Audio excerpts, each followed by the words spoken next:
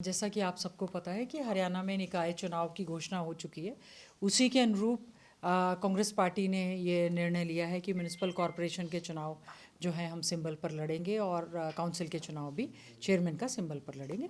उसी के तहत हमारे हरियाणा प्रदेश कांग्रेस कमेटी की ओर से एक मैनिफेस्टो कमेटी का गठन किया गया था। हमने एक मीटिंग आज की है। बहुत सारे मुद्दे हैं जो हम अपने घोषणा पत्र में रखेंगे। आज हमने हमारे कुछ साथी यहाँ पर आए, कुछ साथियों ने वीडियो कॉन्फ्रेंसिंग के माध्यम से हमें ज्वाइन किया और बहुत सारे साथियों ने हमें लिखित में अपने सुझाव दिए हैं कि जो शहर की ये सरकार बनने जा रही है, इसके लिए क्या क्या ऐसे कार्य हैं जो कांग्रेस पार्टी ये जो चुनाव लड़ेगी उसमें वो क्या क्या कार्य करेगी।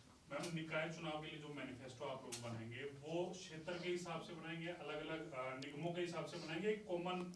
देखिए, 8 कॉरपोरेशंस के चुनाव हैं, इस समय चल रहे हैं। सभी जगह पर अलग अलग मुद्दे भी हैं।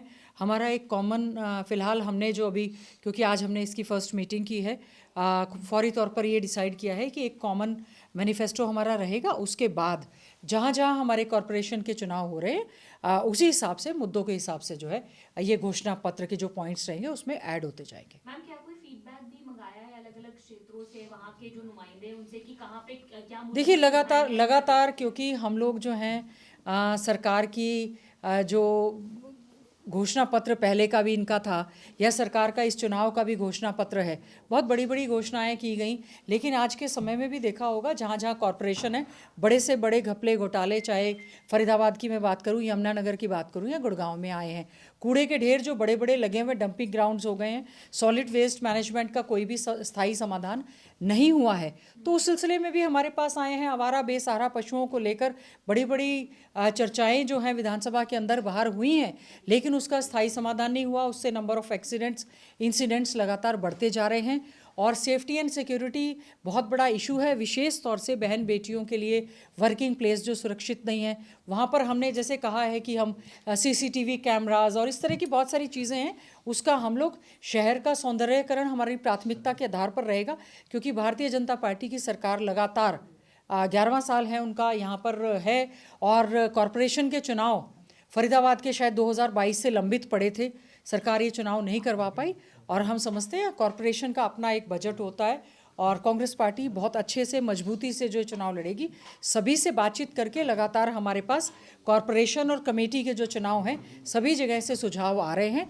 सभी सुझावों को हमने आज जो है केवल उन पर एक चर्चा की है। फाइनल ड्राफ्ट जो है अभी हमारा जल्दी बनकर तैयार होगा। मैम, एक बार फिर से बिना संगठन के चुनावी मैदान में उतरने जा रही है कांग्रेस, तो क्या इसको लेकर कोई और प्लान बी बनाया है कि संगठन की कमी जो है इन चुनावों में महसूस ना हो, या फिर कितना मुश्किल या चैलेंजिंग रहने वाला है? हाँ, देखिए, कॉरपोरेशन के चुनाव जो हैं और काउंसिल के कई जगह कमेटी के चुनाव में तो ये कहा गया कि ये भाईचारे का चुनाव है और सिंबल पर आवश्यकता नहीं है।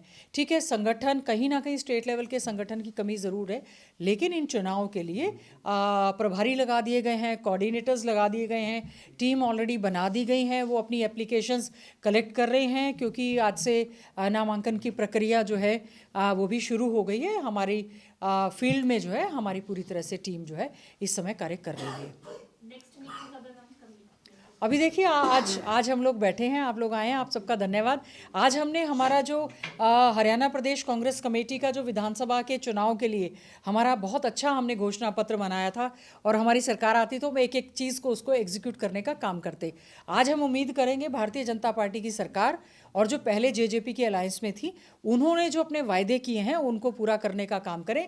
आज के समय में जो है बद से बदतर हालात, छोटी सी बारिश में सारा का सारा शहरों का मतलब सीवरेज ठप हो जाता है और उसके बाद जो है पीने के पानी की, स्वच्छ पीने के पानी की बहुत बड़ी समस्या है। कूड़े के ढेर अलग लगे हुए हैं, स्ट्रीट लाइट्स के बड़े बड़े घोटाले घपले सामने आए हैं और इसमें अमृत योजना के तहत जो है चाहे मैं रोहतक की बात करूं, वहाँ पर भी बहुत बड़ा घोटाला एक सामने आया और फरीदाबाद के घोटालों की बहुत बड़ी एक चर्चा हुई है।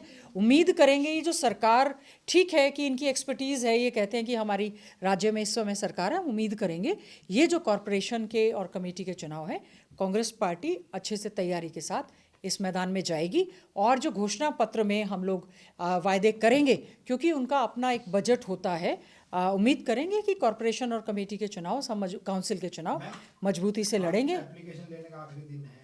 एप्लीकेशन लेने के बाद किस तरीके से स्क्रूटनी होगी, क्योंकि अक्सर देखिए, भाई-भतीजे बाद इस तरह के आरोप लगते रहते हैं, खुलकर विरोध। देखिए कोई बात नहीं, ये जो है हमारी मैनिफेस्टो कमेटी के जुरिडिक्शन में नहीं है। अध्यक्ष जी ने और जो हमारे प्रभारी इसमें नियुक्त हैं उन्होंने सभी जगह से चेयरमैन के डायरेक्ट चुनाव और कॉरपोरेटर्स के लिए एप्लीकेशंस कॉल की हैं। एप्लीकेशंस आ रही हैं नामांकन की, क्योंकि प्रक्रिया आज से केवल शुरू हुई है, शायद 17 तारीख तक है। ये प्रक्रिया चलती रहेगी। हम उम्मीद करते हैं मुद्दों के साथ, क्योंकि जो चुनाव हुए थे उसमें भी कांग्रेस पार्टी ने बराबर के वोट लेने का काम किया था और 60% जनता आज भी भारतीय जनता पार्टी के खिलाफ जो है। हम उम्मीद करेंगे ये जो चुनाव होगा, हमने इलेक्शन कमीशन में जाकर कल भी एक मांग की थी कि ईवीएम पर हमारा एक प्रश्न चिन्ह लगा हुआ है, उसको लेकर इलेक्शन पिटीशंस हमारी इलेक्शन कमीशन में और सुप्रीम कोर्ट तक में पेंडिंग हैं।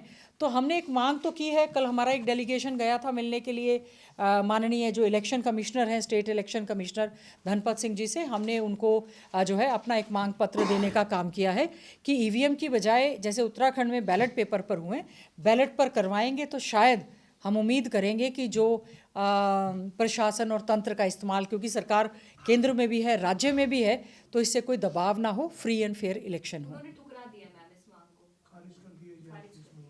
मैंने वो अभी तो अभी विचाराधीन है। देखिए, इस मांग को खारिज बैलेट पेपर और हो सकता है आपको ज़्यादा जानकारी हो।